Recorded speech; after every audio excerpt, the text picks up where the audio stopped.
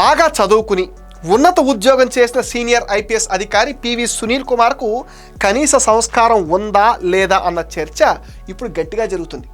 YCP పెద్దలతో అంటగాగటం కారణంగా కెరియర్ను పాడు చేసుకున్న పివి సునీల్ కుమార్ ఇంకా కొత్తగా పోయేదేముందన్న ఆలోచనకు వచ్చేసారేమో అనే డౌట్స్ అందరికీ వస్తున్నాయి.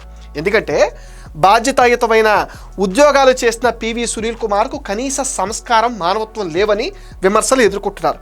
డిప్యూటీ స్పీకర్ రఘురామకృష్ణరాజుతో ఉన్న వ్యక్తిగత విభేదాల కారణంగా ప్రమాదంలో గాయపడిన ఆర్ఆర్ఆర్ను హేళన చేస్తూ సునీల్ తన ఎక్స్లో పోస్ట్ పెట్టడం విస్మయానికి గురి చేస్తుంది. ఇది ఎలాంటి సంస్కారమో తెలియదు, కానీ సునీల్ కుమార్లో కనీస మానవత్వం, నైతిక విలువలు లేవన్న విషయాన్ని ఇది తేటతెల్లం చేసింది. ఆపదలో ఉన్నవాళ్ళు లేదంటే ప్రమాదంలో గాయపడిన వారి పట్ల కనీస మానవత్వాన్ని ప్రదర్శించాల్సింది పోయి వ్యక్తిగత కక్షలు బయట పెట్టడం ఏంటి అంటూ నెటిజన్లు కూడా ప్రశ్నిస్తున్నారు.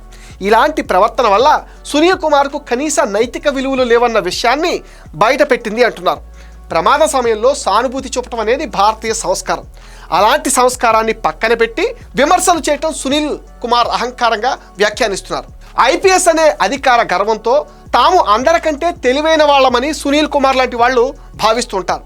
తన కారణంగా బాధింపబడిన బాధితులే తప్పు చేశారని చాలా సింపుల్గా తీర్పిచ్చేస్తూ ఉంటారు. RRR విషయంలో ఇదే ఆలోచనతో నడుచుకుంటూ తగిన మూల్యం చెల్లించిన సునీల్ కుమార్కు ఇంకా బుద్ధి రాలేదని వ్యాఖ్యానిస్తున్నారు.